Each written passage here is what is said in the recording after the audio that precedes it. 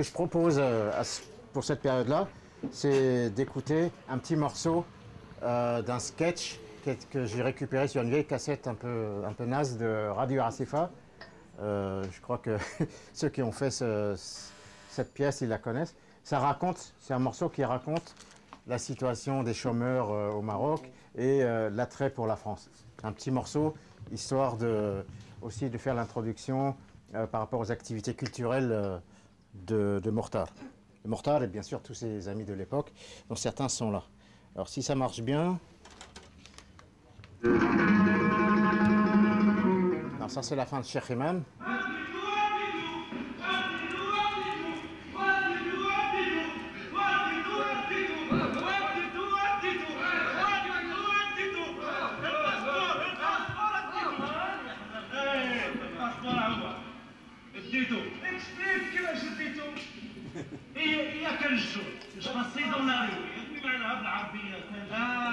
Si tu veux partir en Europe, travailler sur la France. Si tu ne veux pas là-bas les gens qui soient racistes, il faut parler leur langue. C'est pour ça que moi, le Qaïd m'a dit il faut parler français. Alors, je suis appris, je parle. La voix Gilani. On va faire un cadeau. Alors, je passais dans les rues du village.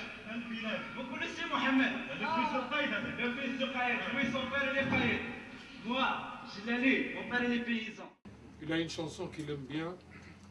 Mortar, c'est une chanson algérienne d'un chanteur algérien qui dit puis lui tombe pas uniquement sur moi, mais il tombe toujours sur le pauvre mon voisin. Alors chaque fois quand on est un peu déprimé et on est à la dèche, on chante toujours cette chanson-là. C'est Anous Bis Anous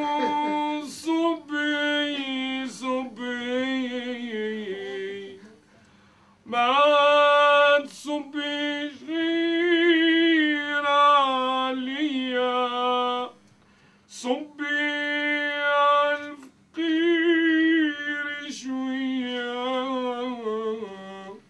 عنونو عنونو. يعطيك الصحة.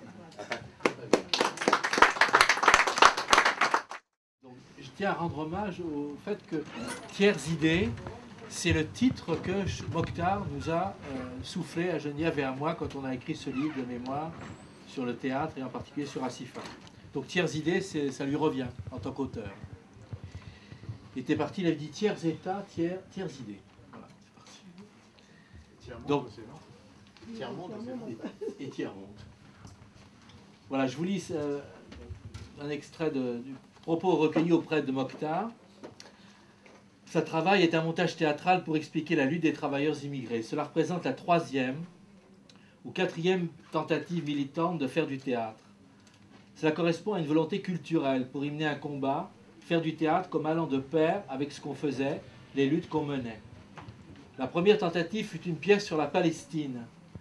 On s'est appuyé sur un travailleur qui avait une petite expérience et qui a commencé par écrire une pièce. On voulait que des étudiants nous aident à la monter. Avec eux, on a fait des rencontres à la Cité. Ils ont critiqué les propos qui étaient dans la pièce. C'était des critiques marxistes. Le propos de la pièce n'était pas très politique. Mais devant la réaction des étudiants, on a décidé de ne s'appuyer que sur nous-mêmes. Le travailleur qui l'avait écrite devant l'attitude des intellectuels a refusé, comme par orgueil, toute modification à son texte. C'est comme ça que le premier projet fut annulé. Le deuxième, c'est dans le feu des grèves de la faim. C'est à Saint-Maur, un des travailleurs propose d'écrire un texte. Il se constitue un groupe qui se donne pour tâche d'impulser une animation culturelle. Il y a des volontaires avec diverses et multiples ambitions, musique, cinéma, théâtre et autres. En ce qui concerne le théâtre, il y aura 2 causes d'échec. Un travailleur écrit un texte pour le jouer. En fait, c'est une histoire, un conte qui s'avère inadaptable par nous à la scène, parce qu'on n'a aucune connaissance en cette matière. De plus, les séances de travail sont alourdies par tout un complexe d'idées et des ordres du jour trop chargés. Chaque fois qu'on se réunit, on parle à la fois de musique, de cinéma, et le théâtre, notre projet, se trouve noyé. Enfin, le 3e échec, il n'y a que les grévistes de la faim de Ménilmontant dans la foulée de toute une production. Elle se fait pendant la grève. Un certain nombre décident des sketchs qui doivent être joués à la fête de la victoire des sans-papiers de Ménilmontant. Ils étaient prêts, mais dans le programme de la journée où ils devaient passer, une troupe d'étudiants arabes se produit également. Dès qu'ils arrivent avec leur matériel, devant leur savoir-faire, les travailleurs ont reculé, de peur d'être moins brillants, et ils ne jouent pas. Puis vient l'IP. J'étais parmi les représentants des travailleurs immigrés en lutte qui ont rencontré une délégation de l'IP. Après un débat sur nos conditions de lutte et d'existence, ils nous ont invités à venir là-bas, chez eux, pour le dire. Leur exigence, c'était « Venez avec un produit culturel quelconque autour duquel s'organiseront les discussions ». Là-dessus, des éléments du groupe de Ménilmontant, avec 2 ou 3 militants arabes, se sont réunis. On a décidé de créer une sorte de montage théâtral à partir de nos luttes. Discussions collectives, brouillons de scène, on se met d'accord sur 3 pages dactylo qu'on va jouer, animer, on part pour l'IP, rejoint par quelques militants français et quelques professionnels du théâtre. Et voilà comment est né, ça travaille, et ça ferme sa gueule. On va lui faire, je vais lui faire la chanson, justement, la chanson qu'il avait trouvée bien.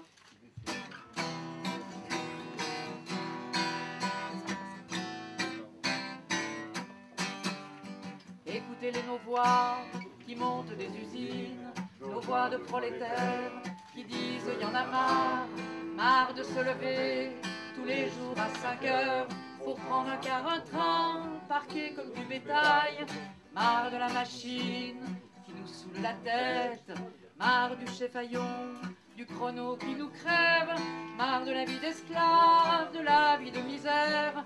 Écoutez-les nos voix, elles annoncent la guerre.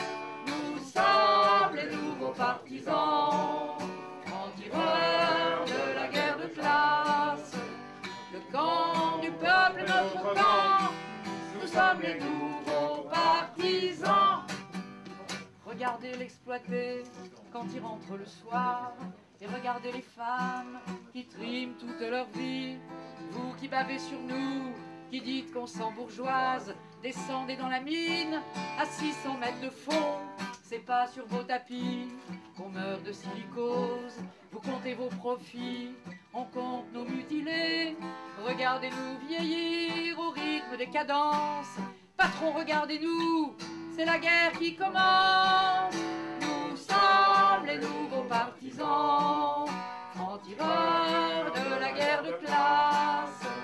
Le camp du peuple est notre camp, nous sommes les nouveaux partisans. Baladez-vous un peu dans les foyers putrides où on dort par roulement quand on fait les 3-8. La révolte qui gronde au foyer noir d'Ivry annonce la vengeance des morts d'Aubervilliers.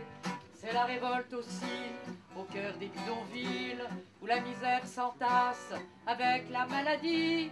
Mais tous les travailleurs immigrés sont nos frères, tous unis avec eux, on vous fera la guerre.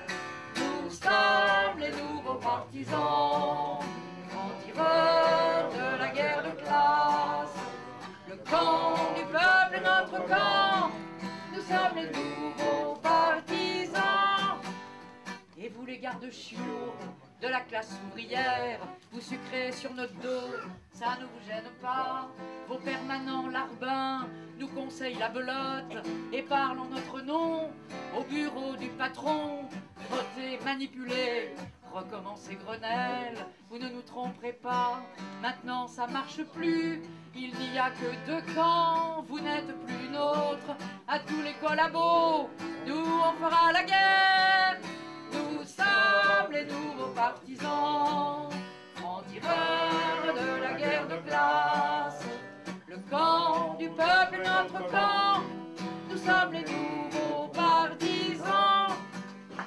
La violence est partout, vous nous l'avez apprise, patron qui exploitait et flics qui matraquaient. Mais à votre oppression, nous crions résistance.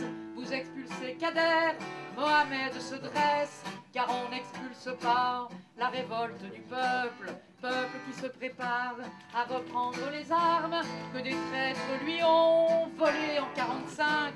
Oui, bourgeois contre vous, le peuple veut la guerre. Nous sommes les nouveaux partisans, francs-tireurs de la guerre de classe. Le camp du peuple est notre camp, nous sommes les nouveaux partisans.